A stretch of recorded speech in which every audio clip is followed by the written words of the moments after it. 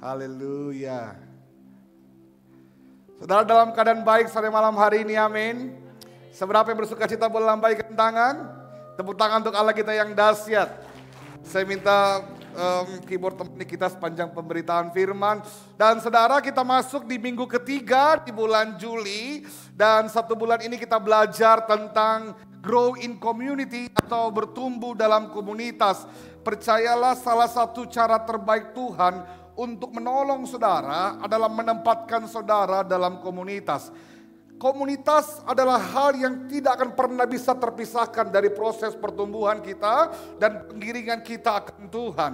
Nah, satu bulan ini kita sudah belajar banyak, kurang lebih sepanjang 3 minggu. Minggu pertama Bapak Gembala bicara tentang bagaimana prinsip Alkitab tentang hidup bersama. Tuhan tidak mau kita sendirian. Tuhan mau kita punya keluarga Allah di mana kita bisa saling terhubung dan saling menolong. Minggu lalu kita belajar tentang bersama lebih kuat. Bahwa ada kekuatan dalam kebersamaan dan kita percaya bahwa ketika kita mau hidup bersama, senantiasa kita akan mengalami kekuatan daripada Tuhan. Yang percaya boleh katakan amin. Nah, saudara, minggu ini kita akan belajar tentang satu hal yang penting, bahwa ternyata dalam komunitas Tuhan mengizinkan terjadi pertumbuhan. Ada pemulihan yang terjadi dalam komunitas. Komunitas adalah rumah tempat di mana Tuhan bekerja untuk memulihkan kita, memproses kehidupan kita. Sebelumnya mari kita buka Alkitab kita dalam Yakobus pasal yang ke-5 ayat yang ke-16. Saya perlu keyboard lebih besar di sini, Brother Tevi, boleh di aux panggung, kalau enggak Kak Daniel boleh naikkan saja supaya saya bisa dengar lebih jelas. Yakobus pasal yang ke-5 ayat 16. Mari kita baca dengan suara yang keras bagaimana Tuhan mengizinkan komunitas itu menjadi tempat di mana orang-orang dapat dipulihkan. Alkitab berkata begini dalam terjemahan sederhana Indonesia. Karena itu saya mendorong kalian semua untuk satu, membuka hati, sama-sama katakan membuka hati. Kepada teman seimanmu dan saling mengakui pelanggaran-pelanggaranmu terhadap Tuhan. Supaya kita bisa sama-sama katakan saling mendoakan, dan dengan demikian kita akan diampuni, sama-sama bilang disembuhkan. Doa orang benar sangat berkuasa dan besar pengaruhnya. Nah, ayat ini prinsip kekristenan, bahwa tidak ada satupun orang percaya yang dapat hidup seorang diri. Dalam komunitas Tuhan itu bekerja melalui satu orang dengan yang lainnya. Alkitab bilang begini, di dalam komunitas kita saling mendoakan. Alkitab mencatat ada kurang lebih 58 statement tentang kata saling. Saling mengasihi, saling mendoakan, saling mengampuni dan sebagainya kata saling. Itu artinya kata saling menjadi kata yang penting yang Alkitab tegaskan buat kita. Dan kamu gak bisa saling sendirian. Kita perlu orang lain untuk melakukan saling. Katakan amin. Nah, kenapa kita perlu saling? Salah satunya adalah saling mendoakan. Prinsipnya adalah begini, supaya ketika kita saling mendoakan, Alkitab berkata melalui hubungan saling itu, maka akan terjadi satu, pengampunan akan dosa, dan yang kedua kesembuhan. Ini bicara tentang kesembuhan apa? Terlalu banyak. Satu, kesembuhan kita secara jasmani dan juga secara rohani. Saya percaya dalam kehidupan kita tidak luput dengan luka, penderitaan, tekanan, pergumulan, beban yang berat. Dalam kehidupan sehari-hari kita pasti melalui dan menanggung banyak beban yang tidak mudah. Dan di dalam community atau dalam persekutuan, ketika kita melakukan saling, di situ ada pengampunan dan kesembuhan yang juga berbicara tentang begini, kebebasan dan kelepasan. Katakan amin. Tetapi semua ini saudaraku hanya dapat kau alami dalam kehidupanmu kalau saudara perhatikan kalimat yang pertama. Ketika saudara mau memberikan diri, perhatikan baik, untuk membuka hati kepada teman seiman. Nah, hari ini kita akan belajar banyak betapa pentingnya community atau orang lain dalam kehidupan kita. Saya mau cerita tentang 2 orang lumpuh dalam Alkitab. Orang lumpuh yang pertama dicatat dalam Bethesda, kisah kolam Bethesda. Satu kali ada seorang lumpuh yang Alkitab catat begini, 38 tahun dia mengalami rasa sakit itu. 38 tahun dia mengalami rasa sakit dan dia hidup di sekitar Bethesda. Bethesda itu adalah kolam yang orang percaya pada saat itu. Setiap kali air mereka bergoncang atau air mereka tiba-tiba bergoyang, itu tanda bahwa malaikat sedang turun. Dan mereka percaya siapapun yang pertama kali turun ke dalam kolam itu akan sembuh saat itu juga. Jadi begitu banyak orang sakit tinggal dekat kolam Bethesda itu. Dan setiap kali air mulai bergoncang, mereka akan berbondong-bondong lari untuk pertama kali masuk ke dalam kolam itu. Setiap kali mereka masuk ke kolam itu, orang yang pertama masuk ke situ akan sembuh.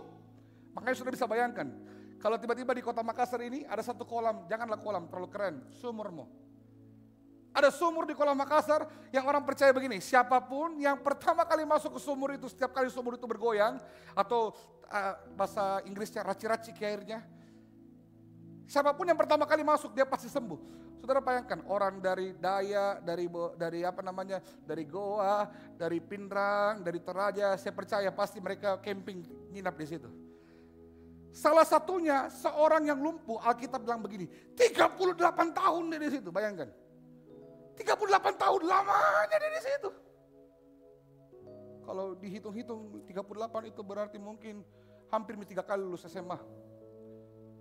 Nah, ketika Yesus ketemu sama orang ini, Yesus menawarkan dia dengan kalimat begini, maukah kamu sembuh?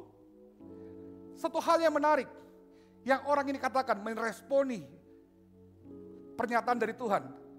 Yohanes 5:7 dia bilang begini, waktu Yesus tanya, mau kau sembuh tidak? Ini orang lumpuh bilang begini, jawab orang sakit itu kepadanya, Tuhan, tidak ada orang yang menurunkan aku ke dalam kolam itu. Apabila airnya mulai goncang dan sementara aku menuju ke kolam itu, orang lain sudah turun mendahului aku. Saudara bisa bayangkan 38 tahun orang ini sakit, kenapa? Karena dia tidak punya orang untuk tolong dia masuk ke dalam kolam itu. Mungkin kalau saya jadi orang itu saya bilang begini, kau enak kau. Kau kusta, kulitmu kan dalam orang Makassar bilang, tapi kakimu sehat sih. Jadi kalau itu air raci, cepat kau lari kau.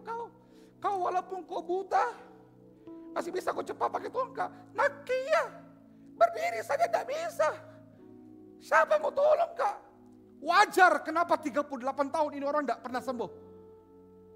Jelas dia bilang begini, tidak ada satu orang pun yang bisa bawa saya ke kolam itu.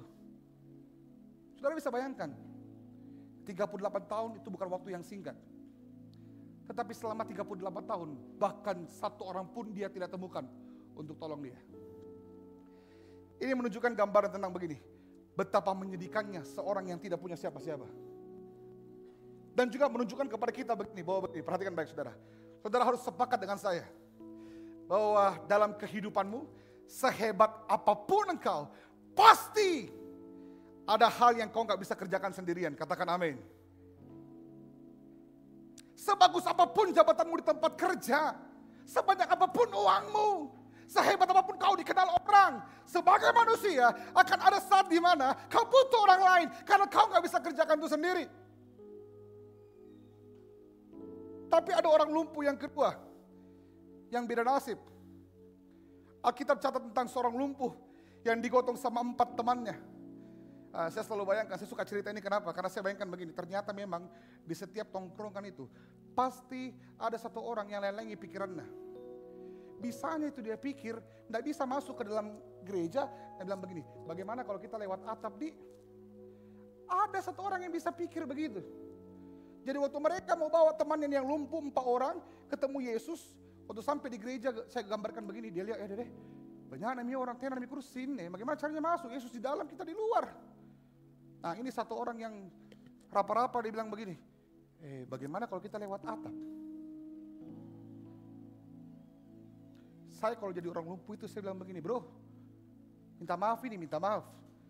Saya tahu jika kau mau tolong kak, tapi kalau sampai ada apa-apa, kau buka itu atap, tiba-tiba ada cilaka terjadi, kau enak kok bro, bisa kau jalan, lumpuh ya. Tapi singkat cerita, 4 orang ini tidak menyerah.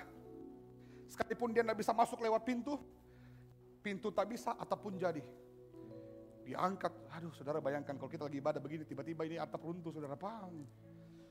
Ada 4 orang kasih turun. 1, 2, 3, 4, 5. Saudara bisa bayangkan, begitu yang terjadi zaman Yesus waktu itu. Yesus lagi mengajar, tiba-tiba atap tak buka. Ada 1 orang di kasur begini tak turun. Tapi apa respon Yesus? Waktu Yesus melihat orang lumpuh ini, Alkitab berkata begini. Ketika Yesus melihat iman mereka, kenapa mereka? Karena yang Yesus lihat imannya bukan 1 yang lumpuh ini. Tapi siapa? 4 orang yang bawa temannya yang lumpuh. Berkatalah ia kepada orang lumpuh itu, hai anakku, dosamu sudah kuampuni. Singkat cerita, Yesus lakukan mujizat, orang lumpuh ini sembuh. Tapi yang kita mau lihat begini adalah begini. Siapa yang berpotensi untuk mendatangkan mujizat? Bukan iman dari orang yang sakit ini, tapi iman dari keempat orang yang punya hati untuk 1 temannya yang lumpuh. Saudara bisa lihat perbedaan dari kedua orang lumpuh ini. Yang 1 38 tahun tidak punya siapa-siapa. Yang 1 lewat pintu tidak bisa, atap dibongkar untuk bantu dia. Sahabat sejati, komunitas yang sehat begini akan berusaha untuk melakukan segala cara untuk hal yang baik buat orang yang dia kasih. Dan dengarkan baik, saudara bayangkan, 4 orang ini berjuang untuk tolong dia. Dalam terjemahan aslinya, kalimat Yesus melihat iman mereka itu menggunakan kalimat ini. Yesus melihat betapa percayanya keempat orang ini bahwa Yesus sanggup menyembuhkan dia. Dahsyat itu. Jadi 4 orang ini punya iman yang besar untuk temannya. Nah saudaraku, dari sini kita belajar bahwa next slide, ini kesimpulan yang saya bisa bagikan. Bahwa kalau kau punya komunitas, kau punya persekutuan, kau punya orang-orang yang bisa tolong kau dalam konteks iman kita, di gereja, dimanapun saudara berada, maka perhatikan, komunitas akan menolong kita, persekutuan akan menolong kita, kelompok kecil, kalau di gereja ini namanya cool, akan menolong engkau untuk mencapai apa yang tidak akan pernah bisa kau capai sendirian. Katakan amin. Saya mau tunjukkan kepada saudara, makanya kenapa Tuhan izinkan kelompok kecil menjadi tempat pemulihan. Jangan-jangan dalam kehidupan kita ada hal-hal yang tidak akan pernah pulih sampai saudara izinkan orang lain untuk tolong saudara. Ada luka yang tidak akan pernah terlepas sampai saudara mengakui kepada sesama kita orang percaya dan orang itu mendoakan saudara sehingga perkataan Alkitab katakan begini, pengampunan dan kesembuhan terjadi pada kita. Selama ini kita sudah berjuang keras, batinnya kita pergi ibadah, batinnya kita berdoa. Tapi perhatikan, semua perjuangan itu kita lakukan sendirian. Kita nggak ngerti bahwa dalam hidup ini akan ada sesuatu yang kita nggak bisa kerjakan sendirian. Dan kita butuh orang lain, katakan amin. Makanya hari ini kita belajar tentang betapa pentingnya kelompok kecil, komsel, dan persekutuan. Alkitab catat satu kisah tentang Daud. Daud itu mengalami masa-masa kelam. Dikejar-kejar Saul mau dibunuh. Singkat cerita dia kabur, dia melarikan diri. Sama seperti kita, kalau kita ada masalah, lebih baik kita cari tempat yang bisa kita sembunyi. Orang tidak ketemu kita, minimal tenang hati tak. Daud cari gua untuk dia sembunyi. Tapi perhatikan, cara Tuhan tolong Daud adalah begini. Waktu Daud mau sembunyi, di tempat sembunyinya Daud, Tuhan kirim 400 orang. Kalau saya jadi Daud, saya bilang begini, Tuhan, lu kasih begituku. Saya ini lagi susah kasihan. Saya mau lari. Waktu Tuhan kirim 400 orang, Alkitab catat begini, kita baca ya supaya kita tidak penasaran. 1 Samuel 22 ayat 1 sampai 2. Firman Tuhan bilang begini. Daud pergi dari sana dan melarikan diri ke gua Adulam. Ketika saudara-saudara dan seluruh kaum keluarganya mendengar hal itu, pergilah mereka ke sana mendapatkannya. Jadi Daud lari, mau sembunyi di gua Adulam. Waktu saudaranya dengar, seluruh kaum keluarganya pergi susul Ki. Kalau saya jadi Daud, saya ini mau lari dari kau pergi kejar Kak. Kau yang bikin susah Kak. Justru saya pergi supaya saya tidak ketemu kau. Kenapa kau datang? Tapi kita bilang begini, berhimpunlah juga kepadanya setiap orang yang satu. Kita bilang apa? Dalam kesukaran. 2, dikejar-kejar piutang. Yang dikejar-kejar piutang katakan amin. Oh puji Tuhan, di tempat ini tidak ada yang dikejar piutang. Dan yang ketiga, yang sakit hati. Alkitab bilang begini, Dan kemudian Daud menjadi pemimpin mereka, bersama-sama dia ada sekitar berapa? 40 orang? 70 orang? 100 orang? 400 orang baik? Tidak. 400 kepala desa? Bukan. 400 orang sakit hati dikejar hutang. Daud ini mau selamat, tenang-tenangkan dirinya. Orang Makassar bilang kasih baik-baik perasaan. 400 orang datang dikejar hutang, sakit hati, banyak masalah, pergi di tempatnya Daud. Tapi Alkitab catat saudara, Daud membuka diri untuk memimpin 400 orang itu. Saya nggak punya waktu yang banyak, tapi kalau saudara baca Alkitab saudara, Daud hidup bersama 400 orang ini. Dan singkat cerita, 400 orang yang dipimpin Daud ini, Tuhan siapkan justru menjadi 400 pasukan dan prajurit terbaik Daud. Gua Adulam jadi sejarah awal Daud dipanggil Tuhan untuk menjadi seorang raja bagi bangsa Israel yang besar. Apa yang bisa kita pelajari dari sini? Satu, Gua Adulam yang kelihatannya tempat terasing dan pelarian, justru menjadi tempat pemulihan 400 pasukan terbaik Daud. Dua, Gua Adulam menjadi simbol pengharapan bahwa Tuhan bisa memulihkan siapa saja melalui orang-orang yang dikejar hutang, sengsara, dan sakit hati.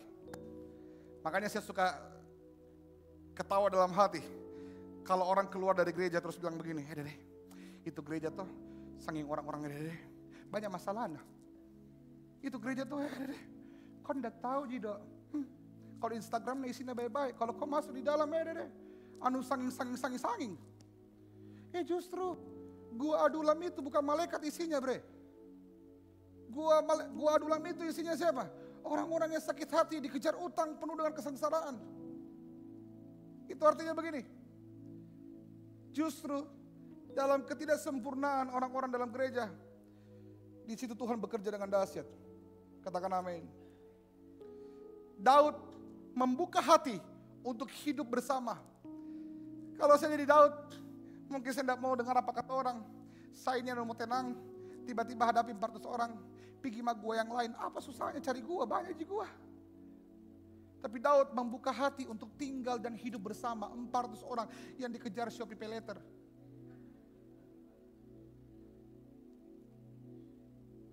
Tapi dari sini kita belajar bahwa dalam community, dalam persekutuan, ketidaksempurnaan mendatangkan karya Allah yang besar. 400 orang ini mau hidup bersama, mau dipimpin Daud. Saya bayangkan kalau saudara mau jujur sama saya, kita jujur sama-sama.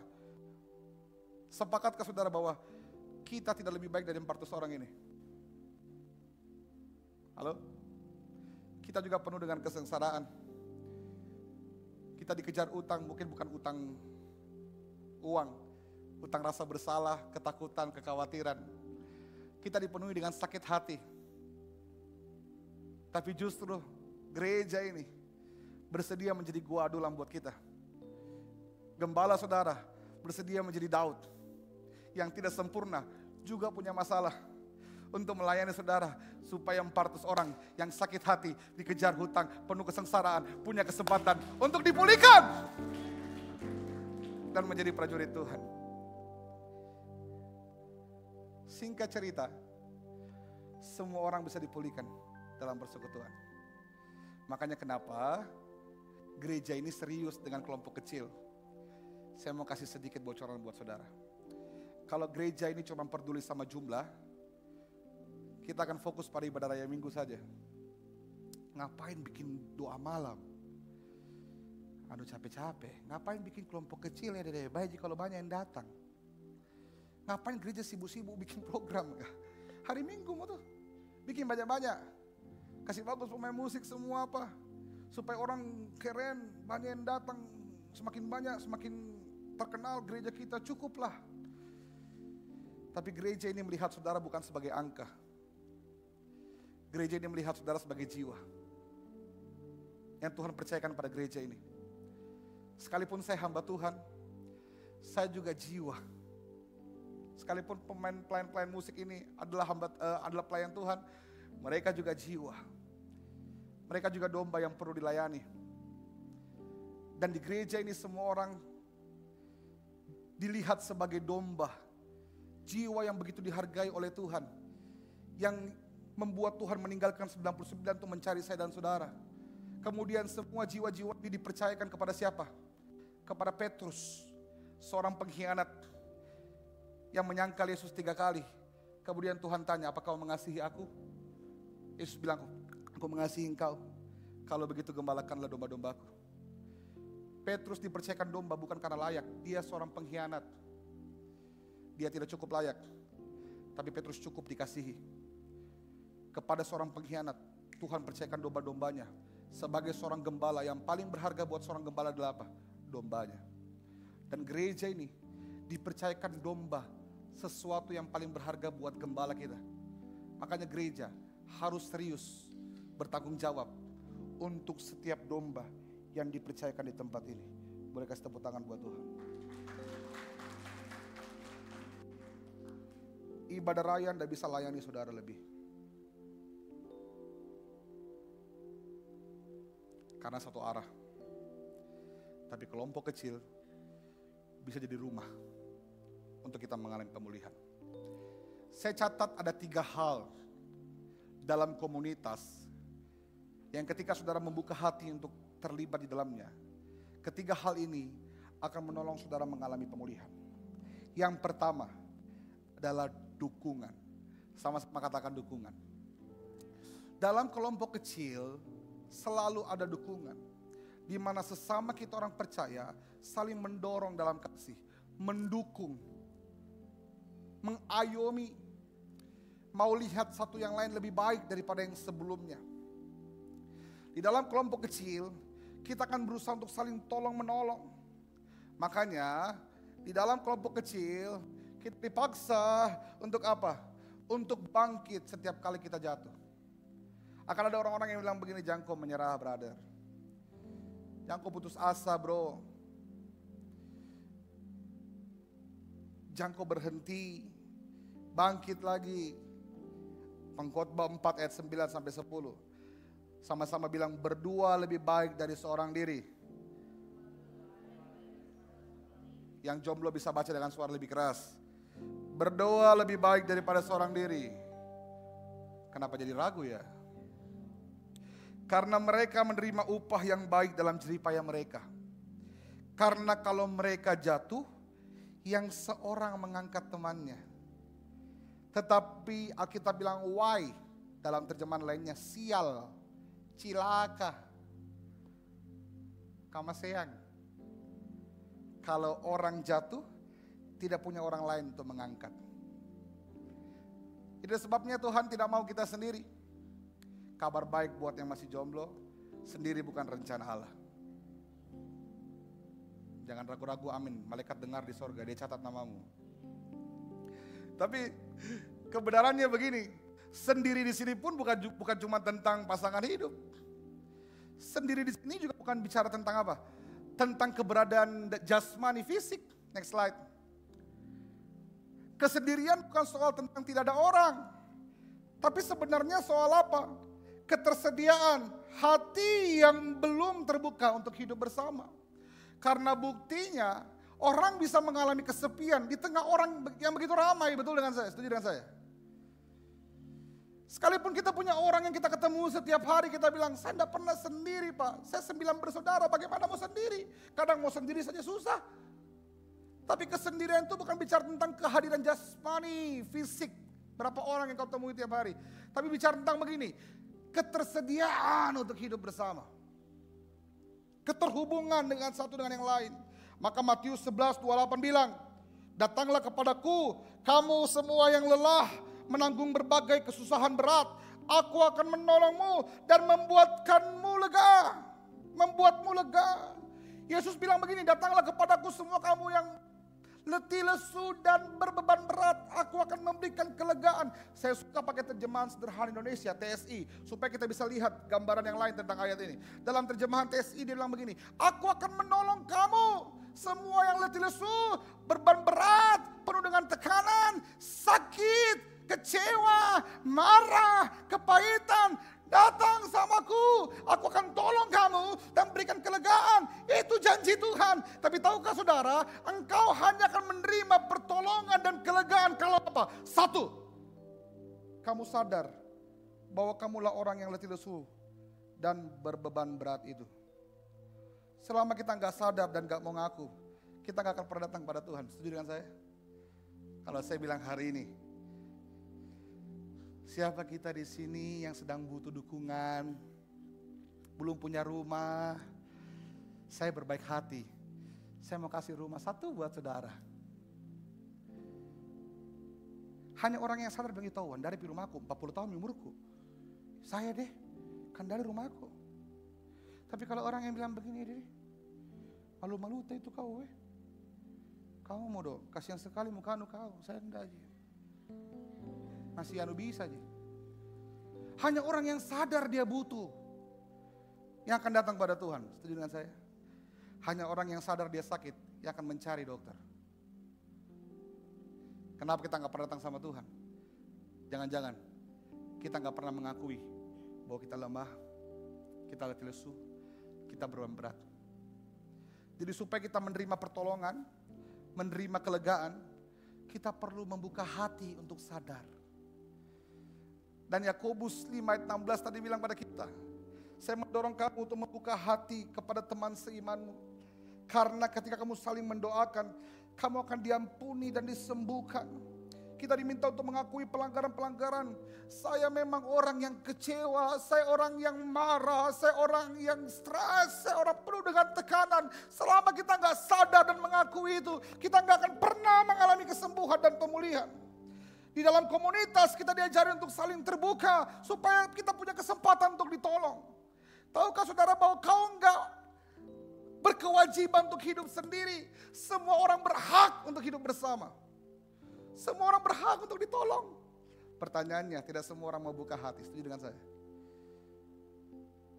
Padahal Tuhan sudah tawari kita pertolongan. Tapi hanya yang sadar dan mau menerima pertolongan yang akan ditolong. Makanya kenapa kelompok kecil terus digaungkan. Ini rumah di mana saudara bisa pulihkan. Rumah saudara bisa ditolong. Rumah saudara bisa dirangkul, didorong, didukung. Sehingga saudara mengalami terobosan. Boleh kasih tepuk tangan buat Tuhan kita. Yang kedua bukan cuma tentang dukungan, tapi juga penerimaan. Dalam kelompok kecil, saudara bukan cuma didukung, saudara diterima. Tapi penerimaan kita berbeda dengan penerimaan dunia, Pak. Kalau seorang penjudi, siapa yang paling terima dia? Yang pasti bukan istrinya, tapi bandar judi. Senang dia itu kalau ketemu penjudi. Memang kau dilahirkan untuk ketemu saya.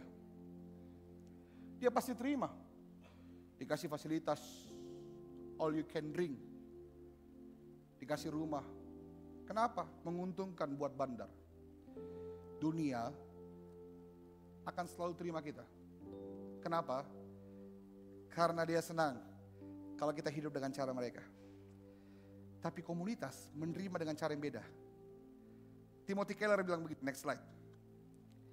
Tuhan menerima kita apa adanya, tapi oleh anugerahnya, Ia tidak akan biarkan kita apa adanya. Siapapun engkau, pendosa, apapun bebanmu, apapun kesalahanmu, gereja diterima engkau apa adanya. Tapi karena gereja sayang sama saudara, komunitas tidak akan biarkan kamu terus menerus apa adanya.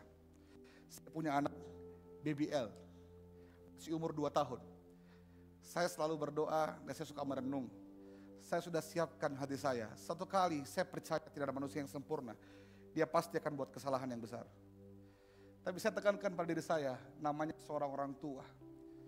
Seberat apapun kesalahan anak saya, sampai kapanpun saya akan terus terima dia sebagai anak. Saya akan terus buka tangan untuk terima dia. Karena saya seorang ayah.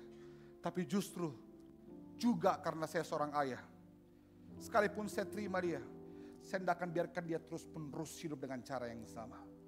Kalau suatu kali dia tipu orang, saya akan tetap terima dia sebagai anak yang melakukan penipuan. Tapi saya tidak akan biarkan dia terus-terus menipu orang. Saya akan kasih tahu dia, jangan kau buat itu nak, tinggalkan kau dosa nak, hidup kau dengan cara yang benar. Justru penerimaan yang sehat tidak akan biarkan kita terus-menerus hidup dengan cara yang sama. Kalau kau bilang begini, anak-anak muda, Daden bisa terima kak, teman nongkrongku jangan terima kak, karena di tempat itu saya bisa minum bebas, dari marahin, dari hakimi saya. Justru penerimaan itu yang kau menjadi jauh daripada apa yang benar. Gereja diterima kok, tidak marahin kok, datang ke peminum kok, tidak. Diterima kok, tapi karena kita sayang kok. Kita tidak akan biarkan kau terus-menerus hidup dengan cara itu. Tuhan sayang kita. Adakah suatu kita yang pernah dibuang Tuhan? Tidak pernah. Tapi sampai hari ini, Tuhan tetap sabar untuk mendampingi kita. Mencapai versi terbaik dari kita. Di komunitas, kita bukan hanya diterima. Tapi kita akan dibawa. Menjadi pribadi dan versi terbaik dari setiap kita. Di komunitas, karakter kita diterima, tapi karakter kita juga dibentuk. Kekurangan kita diterima, tapi kekurangan kita juga dipulihkan Tuhan. Semua orang bisa hadir, semua orang bisa datang, tapi semua yang datang pasti akan dipulihkan, pasti akan diubahkan Tuhan. Kasih tepuk tangan buat Tuhan kita. Makanya Galatia 6 ayat 1 bilang begini, saudara-saudara, kalau seorang kedapatan melakukan suatu pelanggaran, maka kamu yang rohani, kamu yang lebih waras, harus, bukan pilihan, memimpin orang itu ke jalan yang benar dalam roh lemah lembut, bukan koro-koro. Kalau kita tahu ada yang salah di gereja, dan kita merasa kita yang si paling benar, paling lurus, paling tidak salah. Bukan berarti kita bebas tunjuk-tunjuk orang. Justru kita bilang begini, kalau kau yang lebih rohani, kamu punya tanggung jawab untuk pimpin orang itu dengan roh lemah lembut. Bukan dengan kemoceng cambuk dia. Dengan kesabaran, dengan hati yang penuh belas kasihan. Sambil menjaga dirimu sendiri supaya kamu jangan kena pencobaan. Jadi terima dan mendorong adalah tanggung jawab kita dalam kelompok kecil. Itu yang dikerjakan di sini. Makanya kenapa dalam Community of Love gereja ini, setiap kita terhubung untuk saling mengasah, saling membangun. Kita bilang besi menajamkan besi. Besi tidak bisa ditajamkan dengan spons, dengan kayu. Besi tompi yang tidak sempurna dipakai Tuhan untuk menajamkan yang tidak sempurna. Hanya di rumah pemulihan, yaitu kelompok kecil. Kasih tepuk tangan buat Tuhan kita. Yang terakhir, apa yang kita dapatkan dalam kelompok kecil sehingga itu menolong kita mengalami pemulihan? 1, dukungan. 2, penerimaan. Yang saya pelajari, 3, perlindungan. Alkitab bilang begini, Yohanes 10:27, domba-dombaku pasti mendengarkan suaraku. Aku mengenal mereka dan mereka selalu mengikut aku. Kenapa Tuhan sebut kita sebagai domba? Bukan karena kita berbulu dan putih. Tuhan sebut kita sebagai domba karena Tuhan punya gambaran yang begitu beragam dan kaya tentang seekor domba. Tahukah saudara bahwa domba itu adalah binatang yang paling lemah dan selalu menjadi incaran utama bagi para pemangsa-pemangsa buas. Tapi dengarkan baik, salah satu cara seekor domba yang lemah melindungi dirinya adalah begini. Mereka tidak akan pernah biarkan dirinya terpisah dari kelompok. Kenapa? Karena setiap binatang buas tidak akan punya keberanian untuk memangsa binatang-binatang yang hidup dalam gerombolan. Makanya kemana-mana mereka akan bergerombol. Itu sebabnya Tuhan tahu domba itu binatang yang lemah. Sama seperti kita, kita mesti ngaku kalau kita itu lemah. Tahukah saudara seperti domba, waktu dia sendiri itu kesempatan paling baik untuk binatang buas terkam dia. Waktu saudara pisahkan diri dari persekutuan, itu kesempatan terbaik iblis untuk makan saudara mentah-mentah. Makanya kenapa kalau kita ada pergumulan, jangan menyendiri. Jadi kalau kita lagi beban berat, lagi ada masalah tuh, baru kita bilang, aduh lagi ndak mute. Di rumah mas aja deh, di kamar mak. Duduk-duduk, merenung-merenung. Waktu kita lagi banyak masalah, lagi stres, kita di rumah sendiri, gampang sekali tuh iblis bisik kita bilang begini, gantung lehermu dok. Anu percuma Joko hidup kasih habis-habis nasi di rumah. Gak ada yang peduli kok bro. Siapa yang mau disusahi karena kau? Waktu kita sendiri, suara iblis terdengar dengan lebih jelas. Tapi dalam persekutuan, dalam komunitas, begini. Saudara akan menemukan, ada banyak orang yang lebih cerewet dari iblis. Untuk kasih ingat saudara, bahwa saudara tidak akan pernah sendirian. Selalu akan ada kekuatan untuk lindungi dan jaga saudara. Dalam terjemahan aslinya, kata penolong yang Alkitab sebut sebagai yang disediakan Tuhan buat kita, next slide, bukan bicara tentang jodoh. Tidak baik manusia seorang diri, aku akan menyediakan penolong, itu bukan jodoh. Penolong itu adalah orang-orang yang mengitari, mengelilingi, dan melindungi. Melindungi kita dari apa? Dari semua cara iblis untuk melukai kita.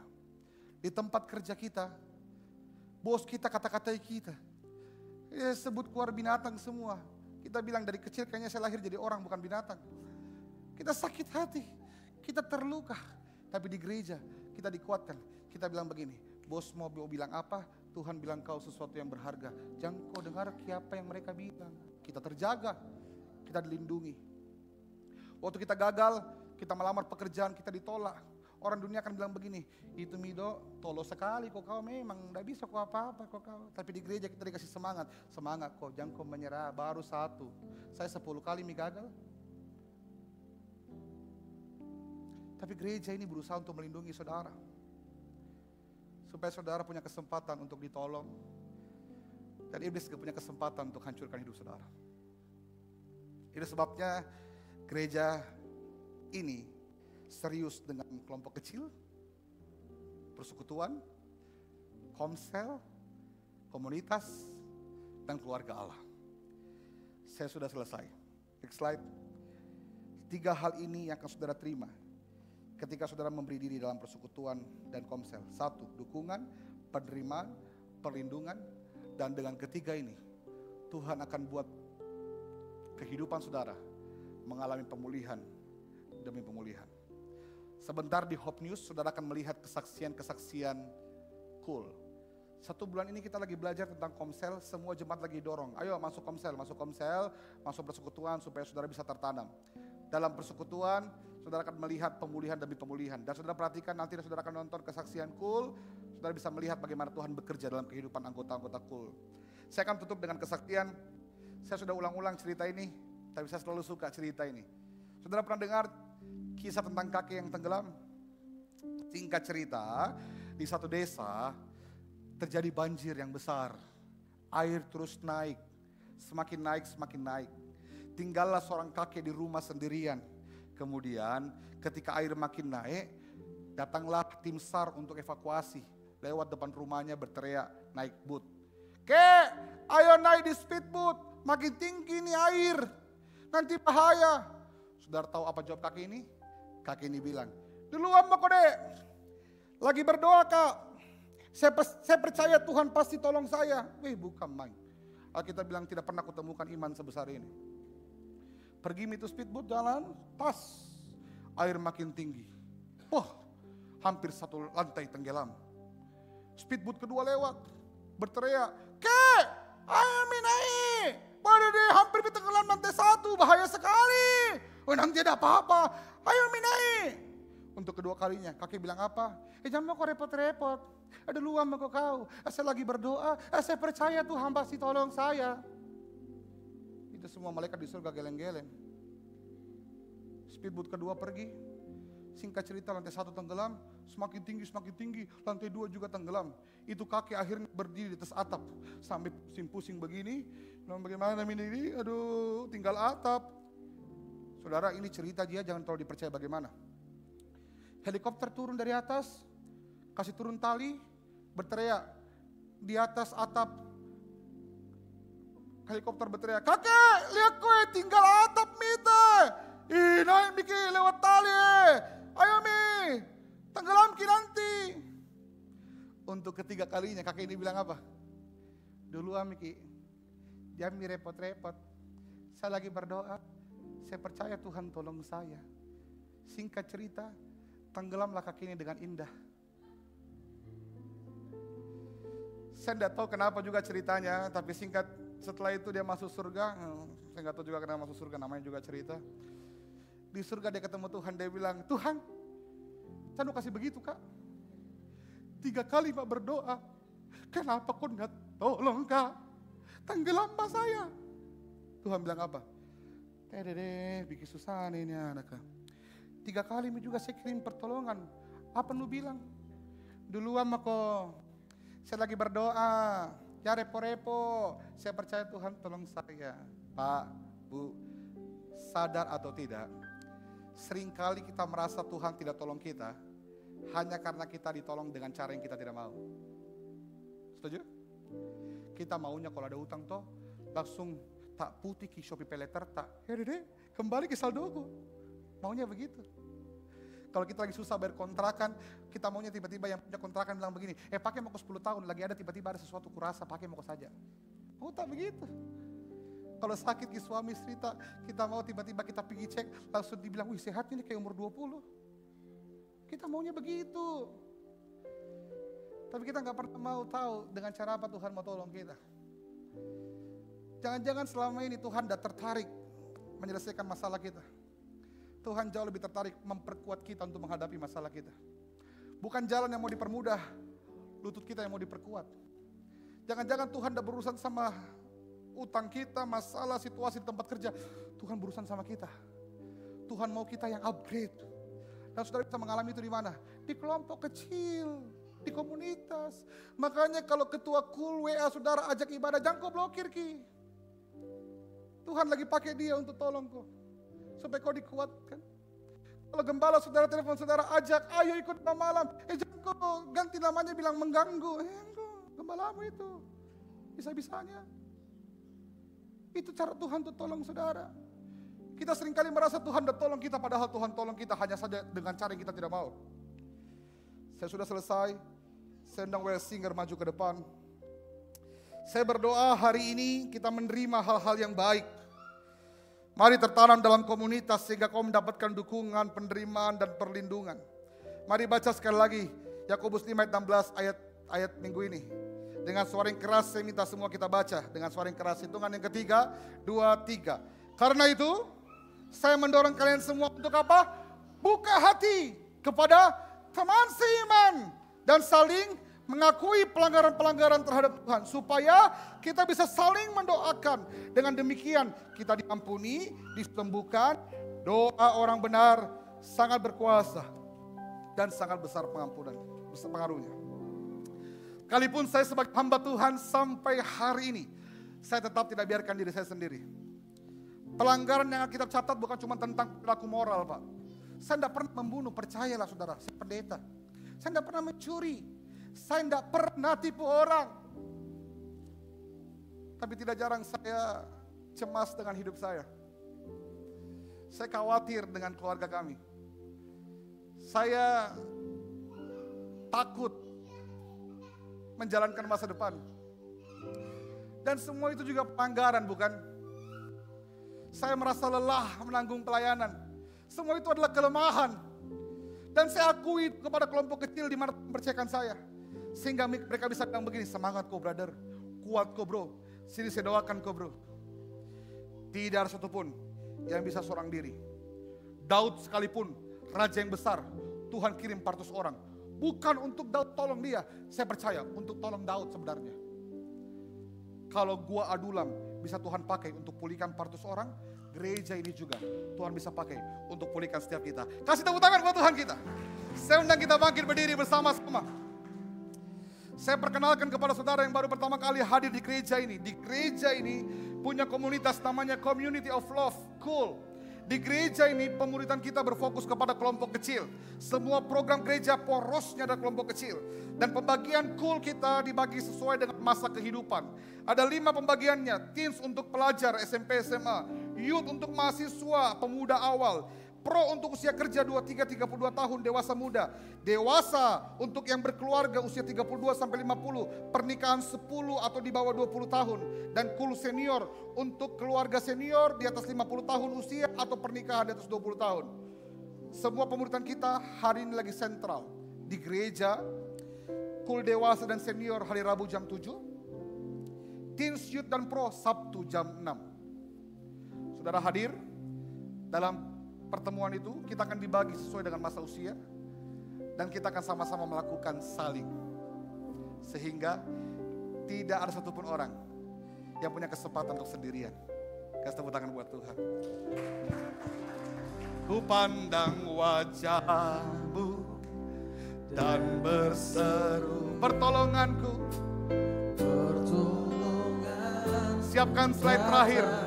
Dari peganglah tanganku, peganglah tanganku, jangan lepaskan, Kaulah harapan dalam hidupku. Ku pandang wajah-Mu, ku pandang wajah-Mu dan berseru,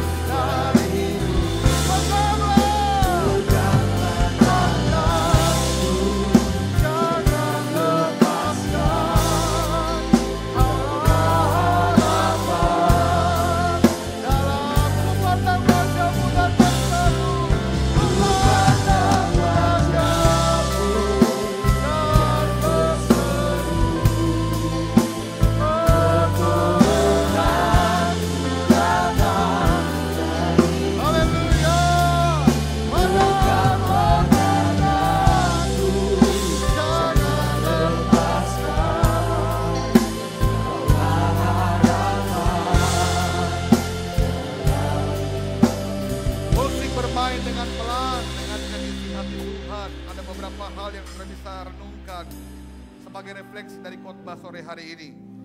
Sudahkah saudara membuka hati untuk hidup bersama dalam komunitas? Mengizinkan Tuhan menolong saudara melalui tangan orang lain. Yang kedua, sadarkah saudara bahwa jangan-jangan selama ini komunitas adalah jawaban dari setiap doa saudara? Saya curiga kalau kau di kursimu hari ini, jangan-jangan Tuhan sedang bawa kamu ke sini untuk menerima jawaban dari firman Tuhan yang baru kamu dengar. Jangan-jangan kita yang berbeban berat itu, letih lesu itu, penuh dengan tekanan itu, penuh dengan beban yang menyulitkan kita. Kita hampir susah bernafas. Tapi saudara duduk di tempat ini, saudara dengarkan firman Tuhan tadi. Oh ternyata Tuhan mau ini. Saya perlu orang untuk saya bagi beban saya. Mungkin saya, gembala saudara, hamba Tuhan di sini tidak bisa langsung selesaikan beban itu. Tapi setidaknya kami bisa jadi teman untuk saling. Sehingga saudara mengalami kelepasan dan mengalami pemulihan daripada Tuhan. Dan yang terakhir, percayakah saudara bahwa dalam komunitas saudara sungguh-sungguh akan mengalami pemulihan? Kalau saudara percaya, saya dorong kita untuk sama-sama memberi diri untuk tertanam dalam persekutuan komunitas di tempat ini, sehingga saudara punya kesempatan untuk ditolong. Kasih tepuk tangan buat Tuhan kita.